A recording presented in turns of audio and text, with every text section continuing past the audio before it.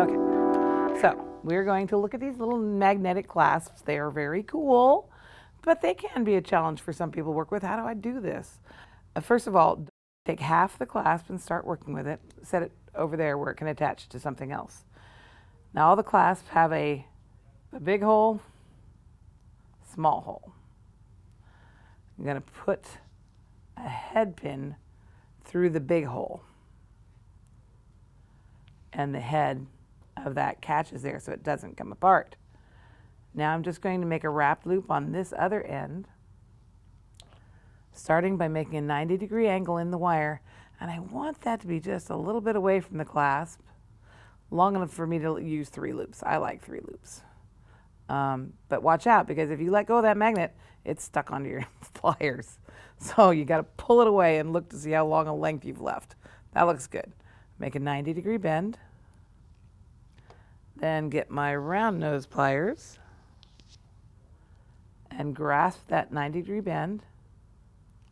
Fold the wire over the top of my round nose pliers.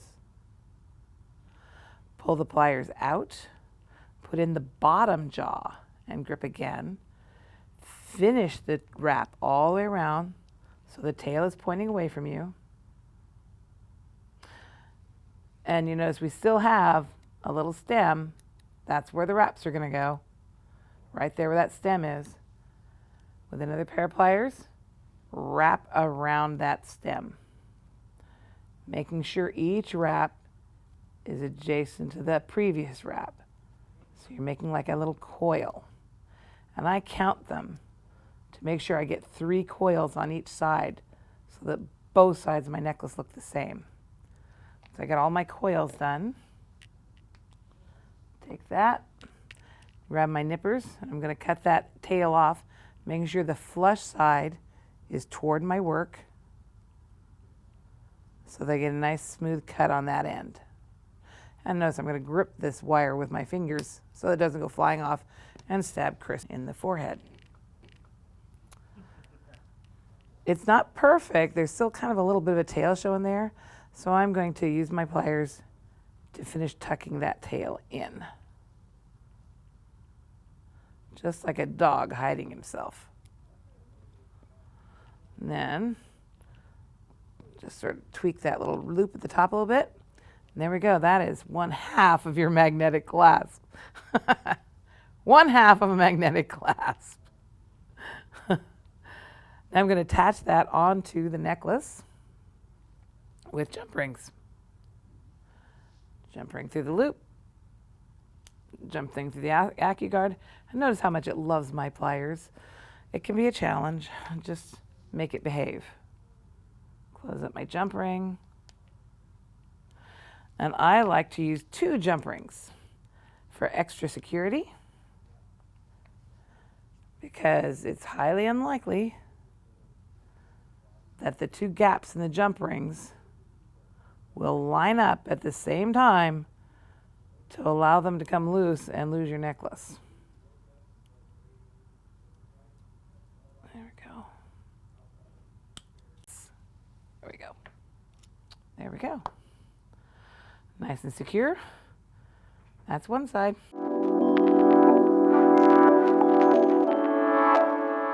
So with this technique on the magnetic clasp, same type of clasp, different technique.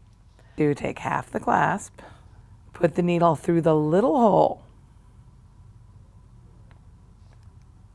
then put on a seed bead.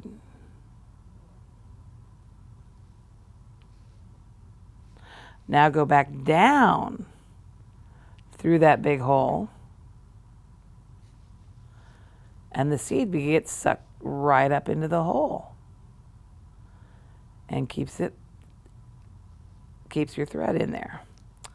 Ta-da-ta-da-ta-da, ta-da-ta-da-ta-da-ta-da. Then I'm going to go through a couple more beads on my pattern here. One. I'll go through 2 because that's got a nice big hole in it. Pull this through. And at this point, I can tie a knot. I can take the needle off.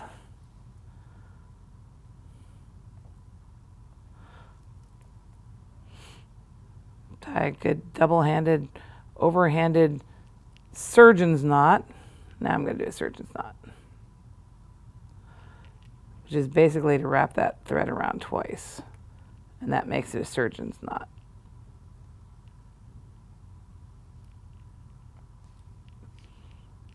Tighten that up. So I've made a little knot there. Then for any kind of knot, I really like to use this glue because it dries clear. It holds well. It's flexible. Just takes a tiny dab.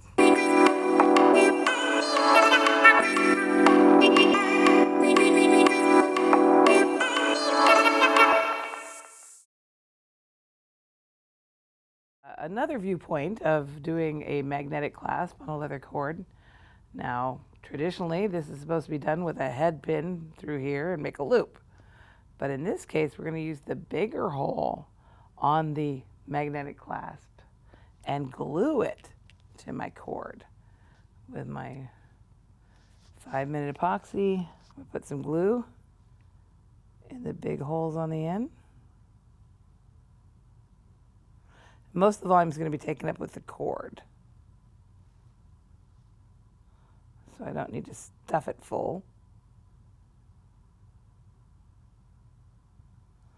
There we go. And just put the cord right in there. And on the other side as well.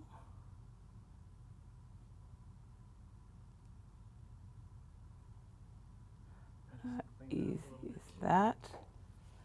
And if you do have a little bit of boogers on it, just clean up the excess glue. And if you have any problem with it, you can use some acetone, would be even better. All lined up nice because you got about 5 minutes before that is permanent.